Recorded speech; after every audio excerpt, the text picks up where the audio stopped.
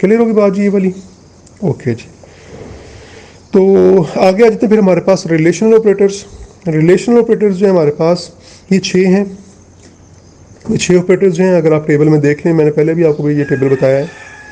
Greater than, less than, equal to, greater than or equal to, less than or equal to और not equal to. और ये सारे relation operator हमने where की clause के अंदर यूज़ करें। ये हमारा आखिरी टॉपिक है, इसके बाद हम लेक्चर अपना एंड कर देंगे। तो वेयर की क्लॉज के अंदर हम जो है किस तरह से यूज़ करेंगे, आप देखेंगे क्यूरी हमने पहले भी लगाई थी। क्या आपने क्या करना है, write a query that display name, job and departments of all clerks. यानी क्लर्क्स की जो है, पीछे की इंग्लिश ज़रा डिफरेंट लिखी हुई थी, यहाँ पे ज़रा डिफरेंट लिखी हुई है, लेकिन बात एक ही है। तो हम क्या करेंगे, 3 कॉलम उसने कहे हैं, तो सिलेक्ट के अंदर हम 3 कॉलम के नाम लिख देंगे, ई, नेम, जॉब और डिपार्टमेंट नंबर। टेबल जो हमारे पास एम्प्लॉय का टेबल है, फ्रॉम के अंदर एम्प लिख देंगे। और वेयर की क्लॉज के अंदर हम क्या करेंगे, जॉब इक्वल टू, इक्वल के लिए हम इक्वल का साइन ही यूज़ करते हैं, सिंगल इक्वल का sign. Job equal to clerk, और क्लर्क चूँकि अल्फ़ाबेट्स हैं इसलिए हमने इसे सिंगल कोट में लिख दिया हुआ है। तो लिहाजा हमारे पास वो सारे क्लर्क्स, उनके नाम और उनके डिपार्टमेंट नंबर हमारे पास आ जाएंगे। अब ये देखिए इतना बड़ा टेबल था, उसमें से सिर्फ हमने ये चीज़ें लेकर आए हैं, क्योंकि हमने 3 कॉलम कहे थे।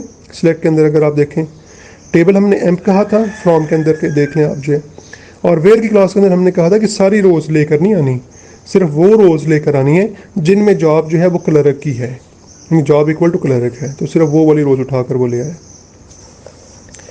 नेक्स्ट क्यूरी अगर आप देखें, तो write a query that display all department names with department number greater than 20।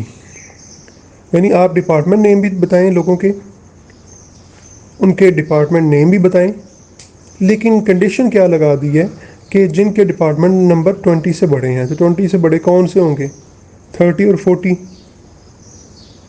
ठीक है जी। तो साथ आपने याद रखना है कि ये वाली जो इन्फॉर्मेशन है ये हमारे पास 2 टेबल्स के अंदर पड़ी हुई है, एम्प्लॉय के टेबल में भी पड़ी हुई है और डिपार्टमेंट के टेबल में पड़ी हुई है। लेकिन आपको पता है कि एम्प्लॉय के टेबल के अंदर सिर्फ डिपार्टमेंट नंबर है, डिपार्टमेंट नेम नहीं पड़ा हुआ। लिहाजा ये क्यूरी हमने फिर जो है वो एम्प्लॉय के टेबल के ऊपर नहीं लगानी। तो ये क्वेरी हम लगाएंगे डिपार्टमेंट के टेबल के ऊपर, जिसका नाम डेप्ट है, DEPT।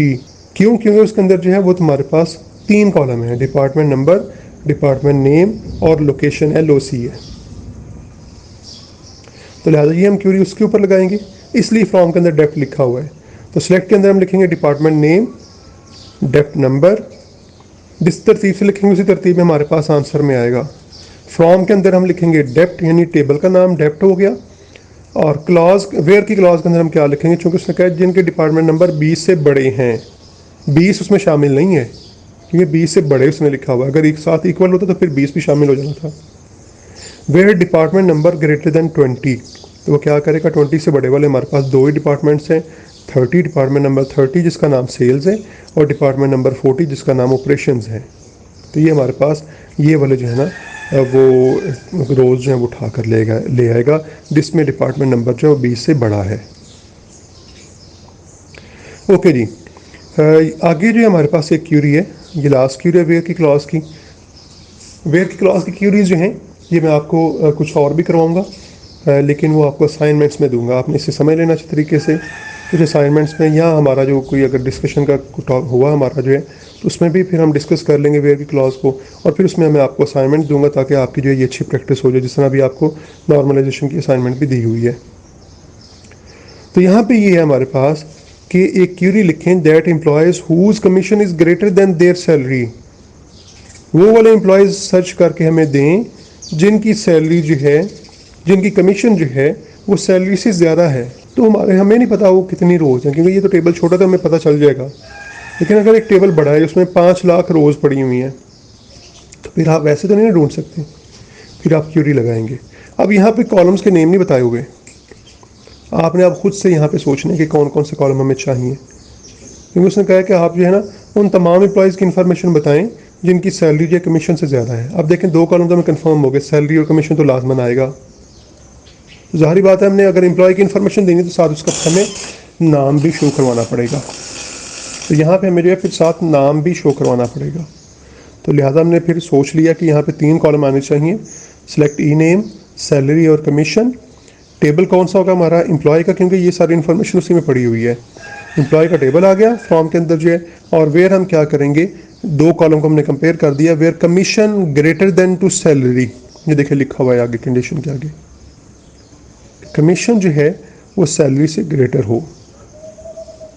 तो हमारे पास एक ही आएगा जिसका नाम मार्टिन है, उसकी सैलरी 1250 है, ताकि हमें पता भी चले ना कि वाकई है कि नहीं, और कमीशन उसकी 1400 है। देखें वो वाली रो हमारे पास आ गई जिसमें जो है कमीशन सैलरी से ज़्यादा है, बस एक ही बंदा है हमारे पास। तो इस तरह से आप वेयर की क्लॉज को जो है वो यूज़ कर सकते हैं। हमारे पास और बड़ी कंडीशन हो सकती हैं, आप ज़रा मेन टेबल पे 2-3 कंडीशन मैं आपको और बताता हूँ और फिर हम लेक्चर एंड करते हैं। मेन टेबल चाहे आप जो है पेज नंबर 180 के ऊपर देख लें या 178 के ऊपर देख लें, एक ही बात है, क्यों पूरा टेबल यहाँ पे शो करवाया गया हुआ है। इस टेबल को सामने रखें और मैं कंडीशन बोलता हूँ तो आप उनकी जो है ना वो क्यूरीज लिखें अपने पास जो है थोड़ी प्रैक्टिस के लिए जो है, और आप मेरे साथ डिस्कस कर लीजिएगा।